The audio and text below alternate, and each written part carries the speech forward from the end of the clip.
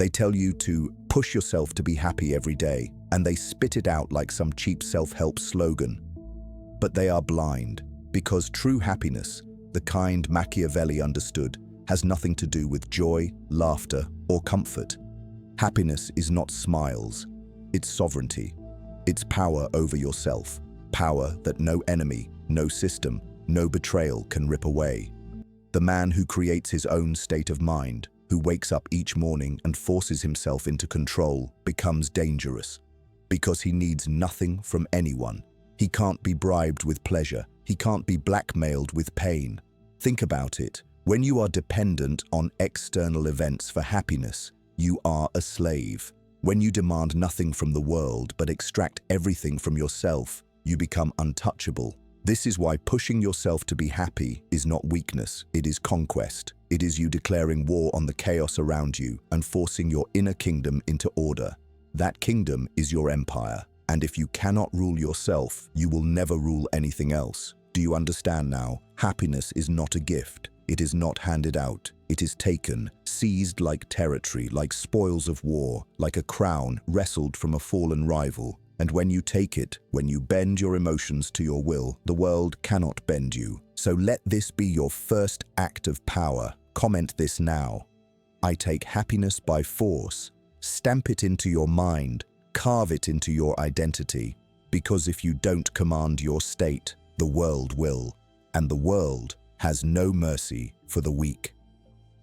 Number 1. The cold discipline. Before strength, there must be order. Every empire that ever rose did so not from passion, but from discipline. The same law applies to you.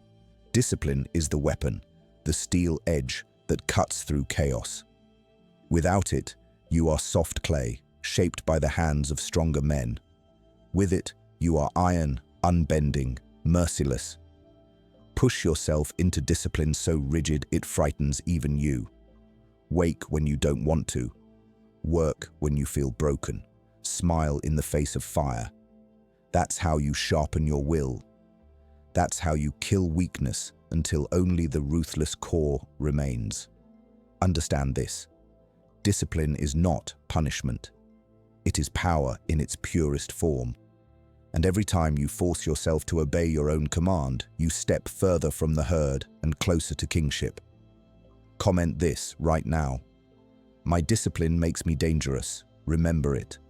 Because the man without discipline is prey, and the man with it is predator. Number 2. The mask of power. Before trust, there is deception. Power never exists in the raw. It is always wrapped in illusion. The great rulers, generals, and manipulators of history understood this. They didn't walk into a room bearing their ambition like a fool. They wore masks, because when the world sees your true hunger, it will starve you. When it sees your weakness, it will chain you. But when you master the mask, you control the game. Think about it. Men judge far more by appearances than by truth. They don't care about your intentions. They only react to what they see. And what they see must be designed by you. Smile when you plot. Show loyalty when you advance. Play humble while your ambitions sharpen in silence. The mask is not a lie. It's a weapon, a calculated distortion of reality. When worn with precision, it becomes armor that blinds enemies and seduces allies. Do you see how dangerous this makes you? The mask is camouflage in the jungle of power. The mask is the dagger hidden beneath the cloak. Without it, you are naked, vulnerable, predictable. With it, you are untouchable, because no one strikes a target they can't see clearly. Understand this. Men who seek honesty from the world are devoured. Men who master deception bend the world to their will. So repeat this now and stamp it into your mind. Comment, my mask is my weapon. Etch those words into your character. Because in a world where most men beg to be understood, the predator hides in plain sight, controlling the battlefield without ever revealing his true face. Number 3. The ruthless balance. Before chaos, there must be balance. Every man who seeks power must learn this. Extremity destroys, precision builds. A ruler who is too cruel creates rebellion. A ruler who is too kind invites betrayal. The game is not about excess, it's about mastery, an exact balance of fire and ice, destruction and restraint. This is the ruthless balance Machiavelli demanded. Balance does not mean softness, it means control. To punish at the right time is strategy. To forgive at the right time is domination. Mercy is not virtue, it is a weapon. Cruelty is not evil, it is a tool. The weak act from impulse, exploding in anger, begging in softness, flinching when pressure rises. The strong act from calculation, every action deliberate, every word designed to move pieces on the board. Think carefully. The man who cannot balance will always burn out. Too much fury and he destroys his own empire. Too much kindness and he is consumed by parasites. But the balanced man, the man who knows when to strike and when to hold, he becomes unshakable. His enemies fear him because they cannot predict him. His allies cling to him because they cannot control him. Understand this. Balance is not neutrality. Balance is not peace. Balance is the art of walking on the knife's edge, leaning into fire when it gives you power, leaning into calm when it protects your position. It is the highest form of control because it keeps you untouchable from both ends of destruction. The world will constantly try to drag you off that blade, into chaos, into emotion, into weakness. But if you remain balanced, you become immovable, a fortress of cold judgment, a storm that never wastes its power on anything less than conquest. Comment this now. My balance is my weapon. Let those words mark you, because only the man who holds ruthless balance can rule the battlefield of life without ever collapsing into it. Number 4. The fortress within. Before conquest, there must be defense. A man who dreams of power but fails to guard his own mind is nothing more than a pawn waiting to be sacrificed. The world will not simply hand you peace. It will invade you at every moment through fear, temptation, manipulation, betrayal, and the false comforts designed to weaken you. And if you do not build a fortress within, you will fall before you ever have the chance to rise. Think of history's rulers. Armies, wealth, and influence meant nothing when their inner walls collapsed. The men who became legends were not just ruthless with others, they were ruthless with themselves. Their first empire was internal. Their first kingdom was their own psychology, and it was a kingdom built of stone. The fortress within begins with one principle: control. Control of the mind, control of the emotions, control of the self. This does not mean being emotionless. It means ruling your emotions as a king rules subjects. Your anger must serve you, not enslave you. Your fear must sharpen you, not paralyze you. Your desire must move under command, not run wild like an untamed beast. This is not suppression, it is domination.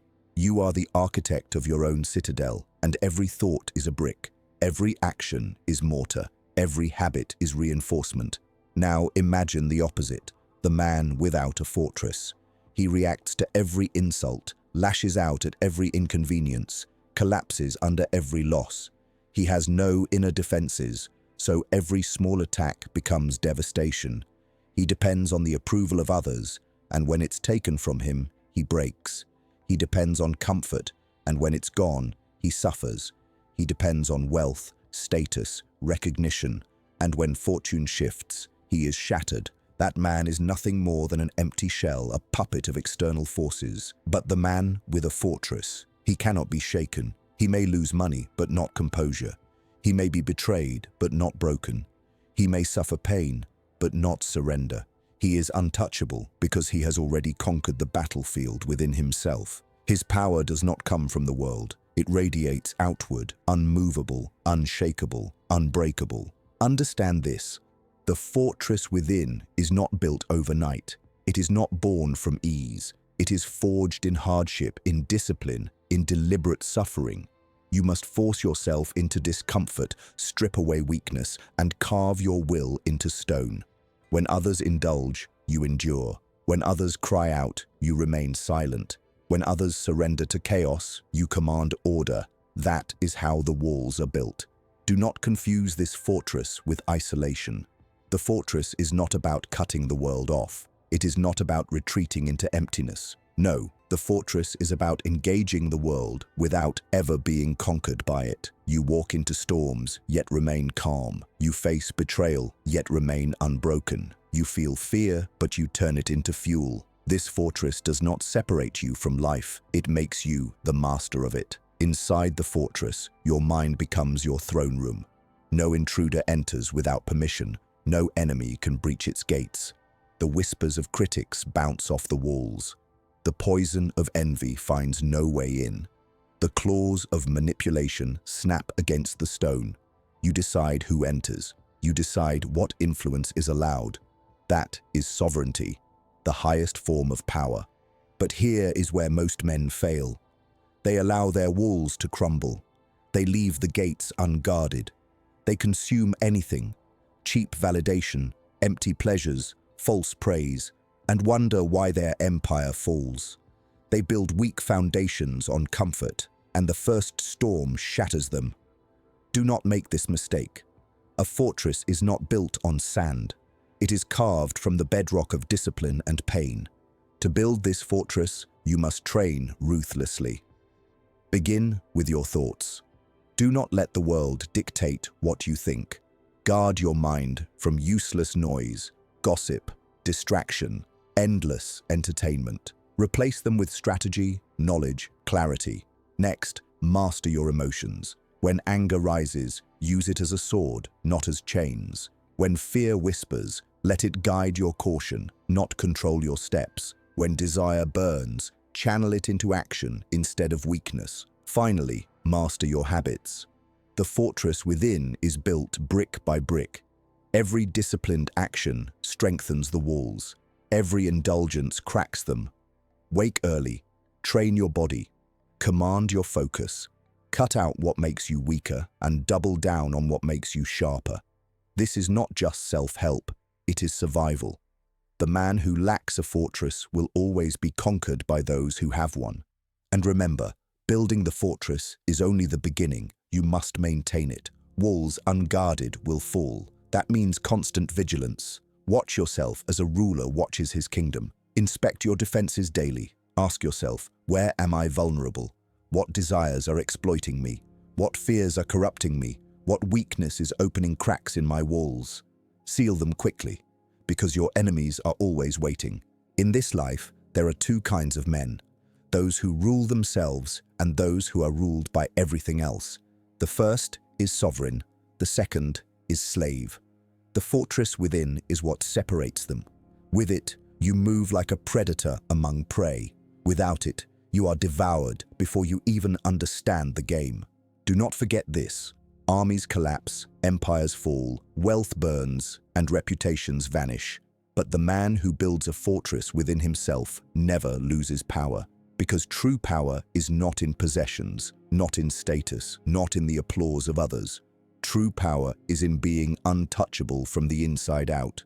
So I ask you now, are you building your fortress, or are you waiting for the world to collapse it? Decide. Because the men who hesitate become history's footnotes, while the men who master themselves become history's rulers. Carve this into your mind. Comment it now. My mind is my fortress. Repeat it as a vow. Make it your shield. Because in this world, only the man who cannot be conquered within cannot be conquered at all. Number 5, the calculated strike. Before victory, there must be precision. Understand this. Strength without direction is chaos.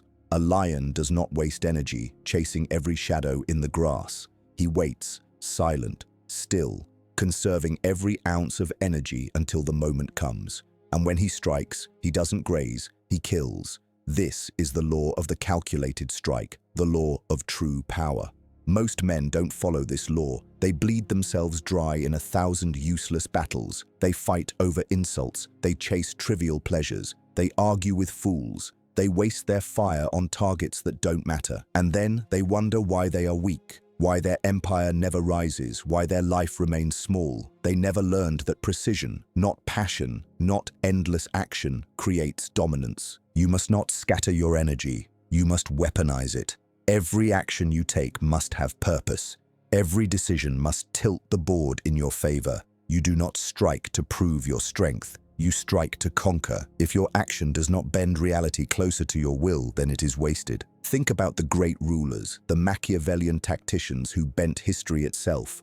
They did not waste time fighting every enemy. They ignored small threats, focused on decisive ones, and struck when the timing guaranteed advantage. Julius Caesar did not rise by playing small battles endlessly. He calculated every move, every betrayal, every alliance, until his single strike against Rome itself left him untouchable. Napoleon did not conquer Europe by spreading himself thin. He struck fast, hard, precise, always at the point where the enemy was weakest. And Machiavelli himself knew, men who rush into every fight exhaust themselves. Men who calculate rule forever. The calculated strike requires two weapons, patience and discipline. Weak men hate both. They are too addicted to impulse, too desperate for recognition, too weak to restrain themselves. They explode in anger when insulted, wasting their strength on words that change nothing. They lash out for revenge without strategy, burning bridges they could have crossed. They move fast, but they move blind. And blind speed always leads to destruction. You must be different. You must weaponize patience. Waiting is not weakness. It is sharpening the blade. You study your enemy while they reveal themselves. You conserve energy while they burn theirs. You create silence while they expose their noise. And then, when the exact moment comes, you unleash with such force that they cannot recover. That is the essence of the calculated strike. Let me make this clear. When you strike, it must be final. Do not play with your enemies. Do not waste time teaching lessons. Do not give them space to recover. Strike in a way that erases the threat, eliminates the resistance, or cements your dominance so completely that they cannot rise again. Half measures are for the weak. Precision is for the strong. This law applies not just to enemies, but to life itself. In your career, in your ambitions, in your daily battles, you cannot waste energy chasing every opportunity. The man who pursues everything captures nothing. The man who calculates captures everything he chooses. Focus, aim, strike. Imagine a man who spends 10 years chasing every idea, every trend, every distraction. He ends with nothing. Now imagine the man who spends those same 10 years calculating, waiting, and then executing 3 decisive moves. He ends with empires. This is not theory. It is history repeating itself over and over. Here is the deeper truth. Calculation gives you an advantage that brute force never can. Predictability of outcome. When you strike with calculation, you already know the result. You've studied the angles, controlled the timing, chosen the battlefield. The outcome is not luck. It is engineered. It is inevitable. And inevitability is the ultimate form of power. To live by the law of the calculated strike, you must train your mind in restraint. Do not seek validation in constant action. Learn to wait. Learn to watch. Learn to let others exhaust themselves while you prepare. This restraint will feel unnatural at first because the weak man inside you craves reaction. He craves to prove himself at every insult, every slight, every challenge. Kill him. Replace him with the predator who moves only when the moment guarantees blood. Now consider the psychological weapon this gives you. When your enemies cannot predict when you'll strike, they live in fear. They become reckless, paranoid, desperate. They spread themselves thin, trying to defend against shadows. You wait, you watch, and then you strike where their defenses are weakest, when they least expect it. Fear itself becomes your weapon, because the unknown is more terrifying than the visible. But remember this, calculation does not mean hesitation. It does not mean cowardice. It does not mean waiting forever. Calculation means precision. It means knowing the difference between patience and paralysis. When the moment comes, hesitation is death. The strike must be immediate, ruthless, and final. If you hesitate at the moment of truth, all your calculation collapses. So how do you train this law into your blood?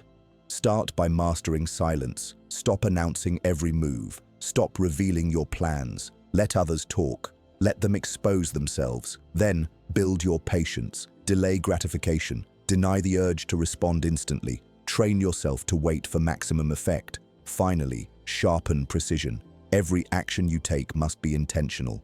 Every word must shift perception. Every move must bend reality. The calculated strike is not just strategy, it is psychology. When you live this way, people sense it. They see that you are not impulsive, not scattered, not desperate. They see that you move with intention and that every action has weight.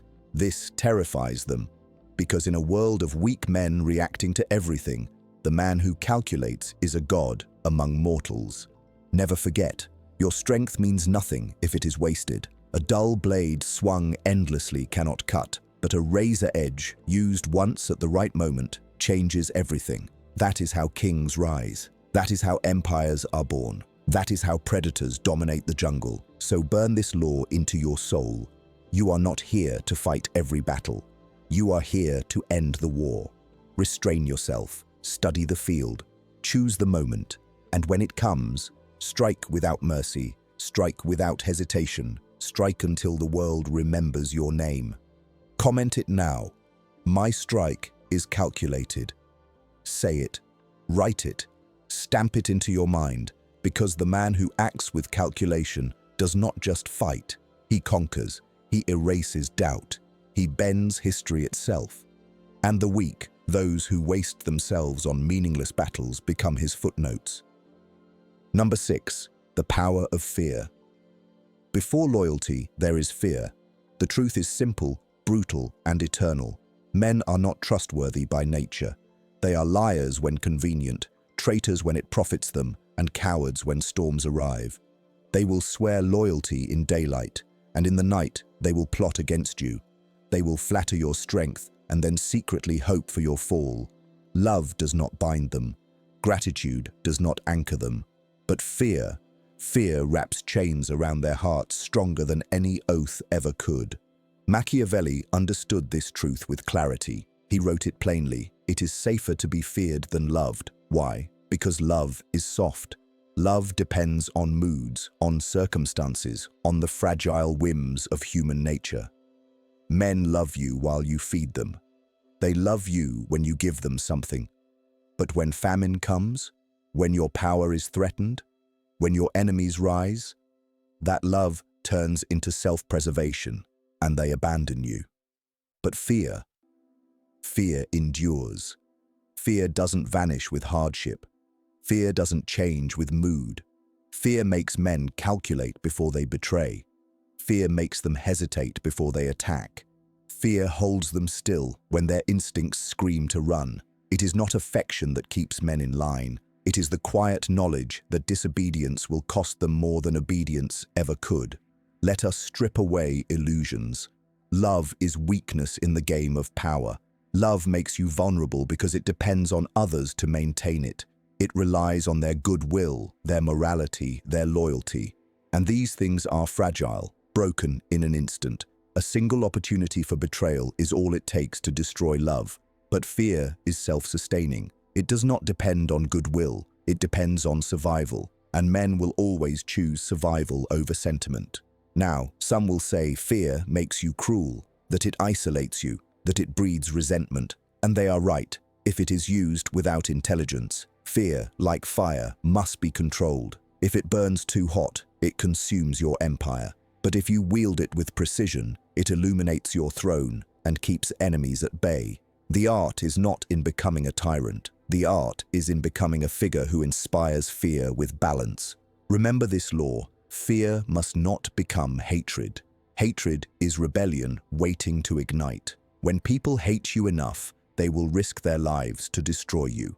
But if they fear you while also respecting your strength, they will never rise against you. The balance is delicate but powerful. Punish swiftly but not excessively. Make examples of betrayal but never spill blood without purpose. Reward occasionally but never freely. Give enough that loyalty feels profitable, but never so much that it feels safe. Consider history. The rulers who built empires that lasted were not loved, they were feared. Alexander was admired, yes, but what held his army together across continents was the knowledge that failure would meet with ruthless consequence. Genghis Khan commanded not by affection, but by the terror of his vengeance, yet his empire stretched farther than any before it. Even the Caesars of Rome understood. The mob may cheer today, but only fear keeps daggers sheathed tomorrow. Fear creates order where love breeds chaos. A man who rules by love must constantly feed affection, must constantly give, must constantly bend to the desires of others. He becomes their servant instead of their master. But the man who rules by fear, he dictates terms, he commands silence. His word becomes law, not because it is loved, but because it is dangerous to ignore. And this law applies not only to ruling nations, but to every level of power. In business, in war, in personal life, love makes you a slave to expectations. Fear makes you the architect of respect. The employer who rules by love becomes weak when his workers exploit him. The commander who seeks love becomes fragile when his soldiers hesitate to obey. The man who seeks love in relationships becomes desperate, begging for validation, controlled by the shifting tides of affection. But the man who commands fear, calmly, coldly, without excess, becomes the one no one dares cross. Understand this deeper. Fear is not about screaming, threatening, or raging.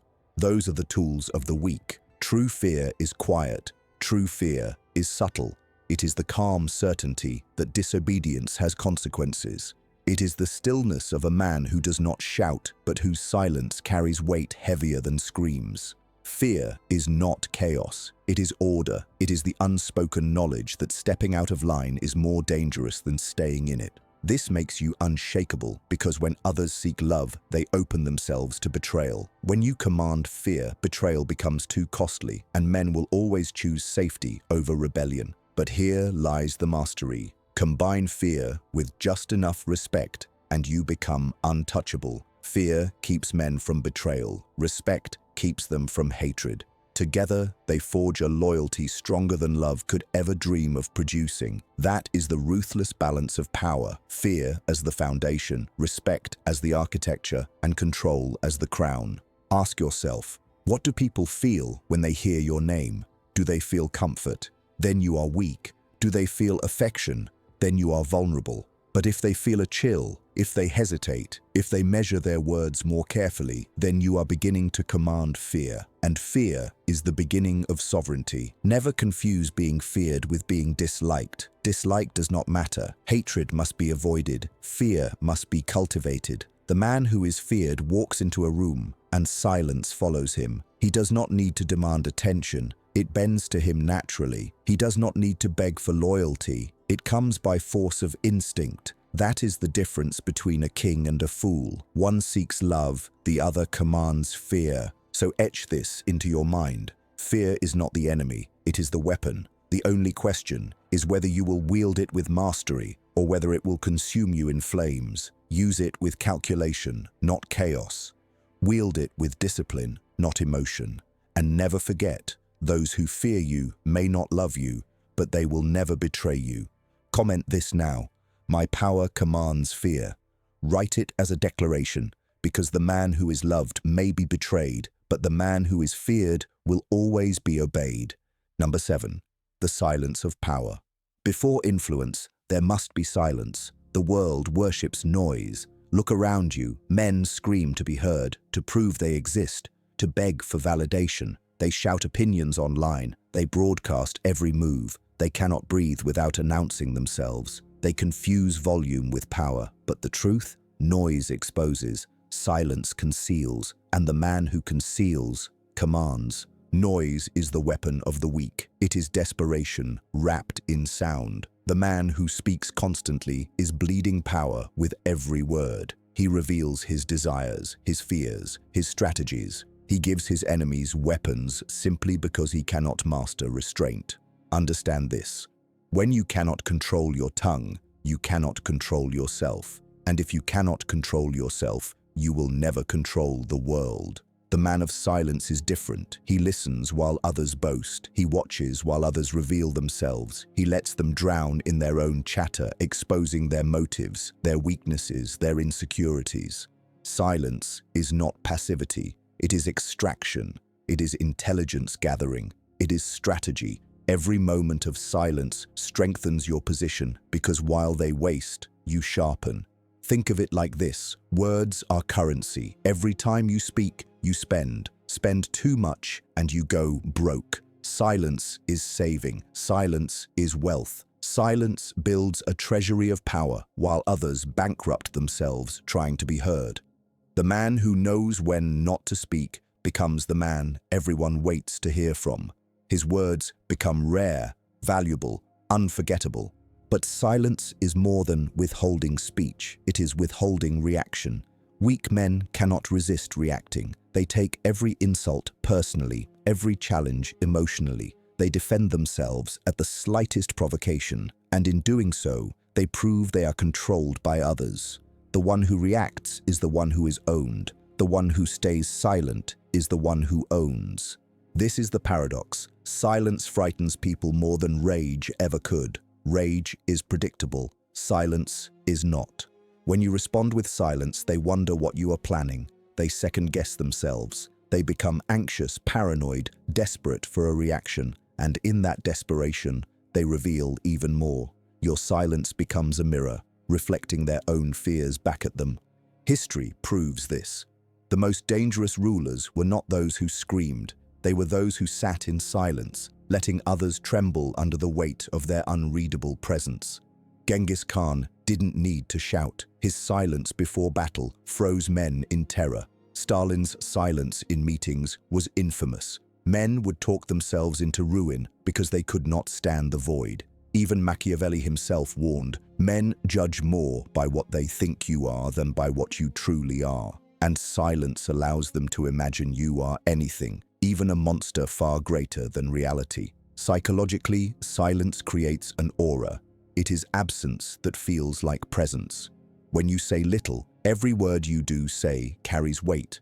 When you reveal nothing, everything you do reveal feels calculated. This aura unsettles people, makes them lean toward you, makes them wait for you, makes them follow you. The man of noise is ignored. The man of silence becomes magnetic. Now let me be clear.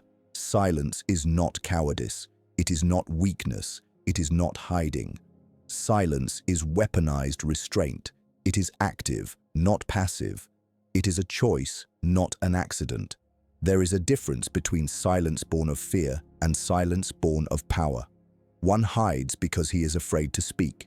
The other withholds because he knows he does not need to. Use silence strategically. In negotiations, let the other man speak first. In conflict, let the other man reveal his anger. In conversation, let the other man fill the gaps. He will expose himself over and over simply because he cannot endure the weight of your quiet. And when he has shown his hand completely, you strike. That is the silence of power. But silence has another effect: projection. People cannot handle empty space, so they project their own thoughts, fears, and expectations into it. When you stay silent, they imagine what you are thinking. They imagine what you are planning. They build stories in their own heads about you, and often, those stories make you seem far more powerful than you actually are. Silence lets their own mind do the work of intimidation for you. Think about that. You don't even need to be as strong as they think you are. Your silence makes them invent a stronger version of you in their heads. And once they believe it, it becomes real. They behave as if it's true. That is the psychological brilliance of silence. It multiplies your power without you having to move. But here's the warning: silence must be balanced. Silence without presence becomes invisibility. You must combine silence with calculated action. Speak rarely, but when you speak, let it be sharp, clear, undeniable.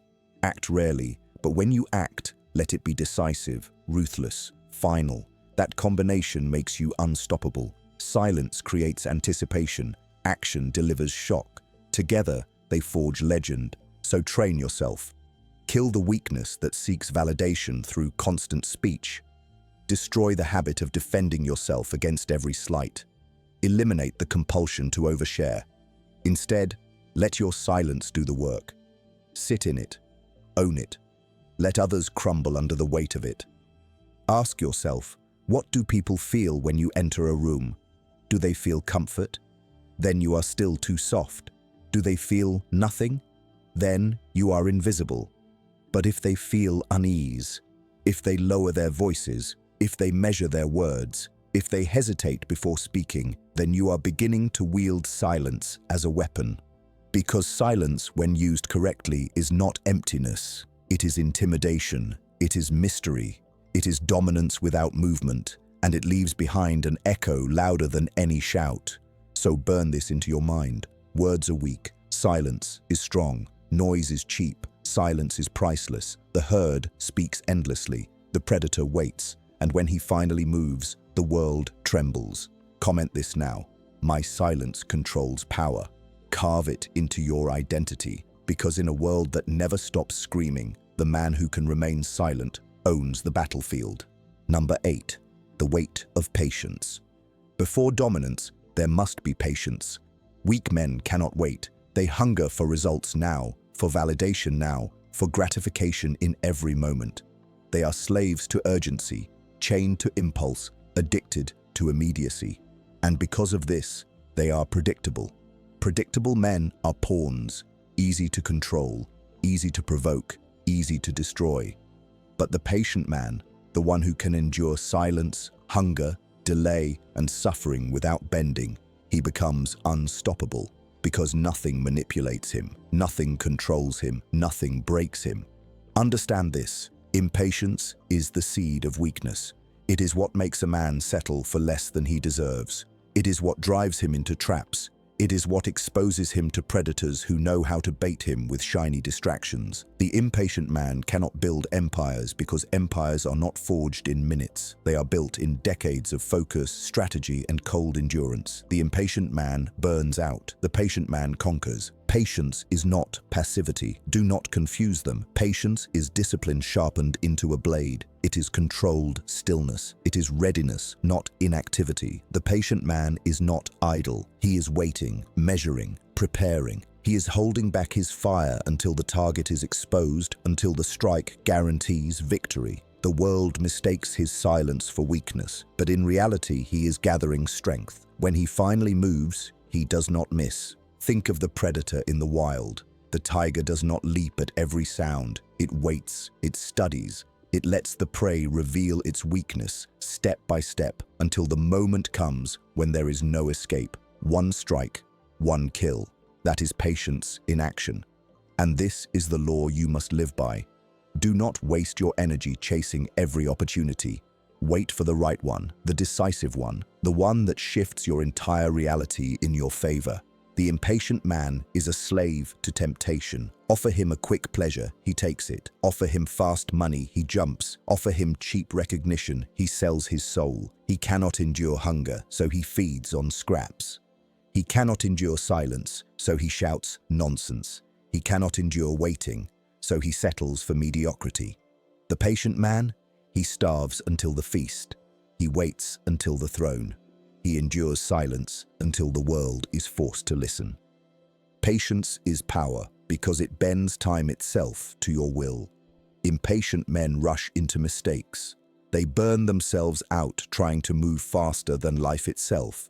But the patient man knows that time is an ally, not an enemy. He lets others exhaust themselves in chaos while he conserves energy. He lets rivals reveal themselves while he watches in silence. He lets opportunities ripen while others spoil their chances too soon. And when he finally moves, when his patience gives way to precision, the strike is devastating. History belongs to the patient. Empires are not built by men chasing instant gratification. They are built by those who endure years of sacrifice, waiting for the exact moment to seize power. Julius Caesar endured exile and humiliation before returning to conquer Rome. Genghis Khan endured poverty and betrayal before uniting tribes under his banner. Machiavelli himself wrote his wisdom not for the men seeking quick success, but for those patient enough to play the long game of power. Patience is also the highest form of self-mastery. Think carefully. If you can control your hunger, you cannot be bribed. If you can control your fear, you cannot be blackmailed. If you can control your desire, you cannot be enslaved. Impulse is the leash the world uses to control weak men. Patience cuts the leash. The man who can wait, who can endure, who can suffer without breaking, he is free. The psychology of patience is lethal. Impatient men are open books. You can predict their next move, manipulate them with ease, corner them without effort. But the patient man is a ghost. You cannot rush him, you cannot provoke him, you cannot bend him. He moves when he chooses, not when you push. And that unpredictability terrifies his enemies, because nothing is more dangerous than a man you cannot control. But here lies the mastery. Patience must be active, not passive. Waiting without preparing is weakness. Waiting without strategy is laziness. The patient man is not asleep. He is awake, alert, sharpening his weapons, studying his enemies, building his empire brick by brick. He delays gratification not because he is afraid, but because he knows the value of timing. Timing is the hidden weapon of patience. Strike too soon and you fail. Strike too late and you miss. But strike with perfect timing and you cannot be stopped. Train yourself in patience the way a soldier trains with weapons. Delay gratification daily. Resist the urge to explain yourself. Defend yourself. React to provocation. Learn to starve while others feast, knowing that your feast will come later and it will be greater. Build discipline so strong that waiting feels like strength instead of suffering. This is how patience transforms from a burden into a weapon. And remember, patience is not only about waiting for opportunities, it is also about enduring adversity. The impatient man collapses at the first sign of hardship. He abandons his path when storms arrive. But the patient man sees storms as part of the game. He endures without flinching. He knows time wears down all resistance. His enemies exhaust themselves trying to destroy him, while he stands still, unbroken, unmoved. And when their strength is gone, he steps forward, untouched. Ask yourself this: are you ruled by time, or do you rule time? Do you demand everything now and weaken yourself in the process? Or can you wait, endure, prepare, and strike when the exact moment arrives? Your answer determines whether you remain prey or whether you rise as predator. Patience is weight. It is gravity. It grounds you while others float aimlessly.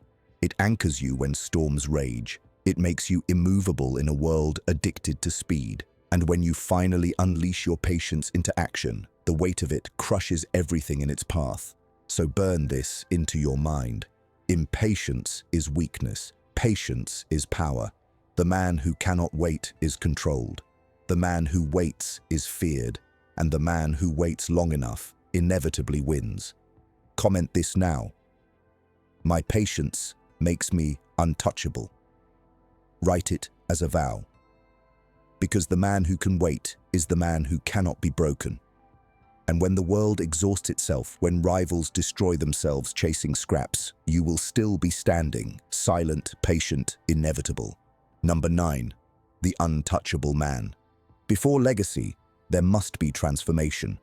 All of this, discipline, the mask, the fortress, silence, patience, it is not theory. It is not philosophy for scholars. It is the path to becoming untouchable. The man who bends his mind to this law no longer belongs to the herd.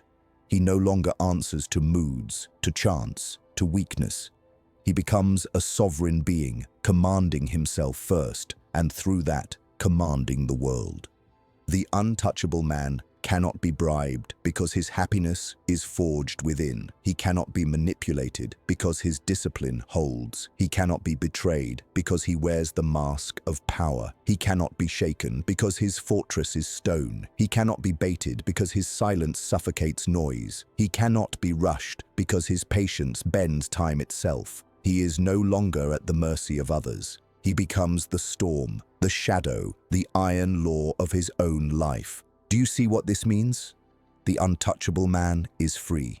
Free from the traps of love that fade, free from the chains of desire that enslave, free from the illusions that bind the herd. He lives by calculation, not impulse, by control, not chaos, by dominance, not dependence. And because of this, he becomes feared, respected, remembered. This is the man you must become, not the one who begs for peace, but the one who commands it, Not the one who seeks approval, but the one who shapes reality. The untouchable man does not ask the world for permission. He takes what he wills, and the world yields because it cannot break him. Ask yourself, will you remain prey, or will you rise as predator? Will you live as a man moved by the tides, or as the tide itself? The choice is yours, and the world does not wait. So declare it. Comment it now. I am untouchable. Say it like a vow, because once you master yourself, no one can master you. And if you want more of this power, more of this dark psychology that transforms you into the man others fear to challenge, then like this video, subscribe to Sigrhythm, and turn on notifications. The path of power does not reward the passive. It rewards the disciplined, the patient, the untouchable. Remember, empires rise and fall, but the man who rules himself endures forever.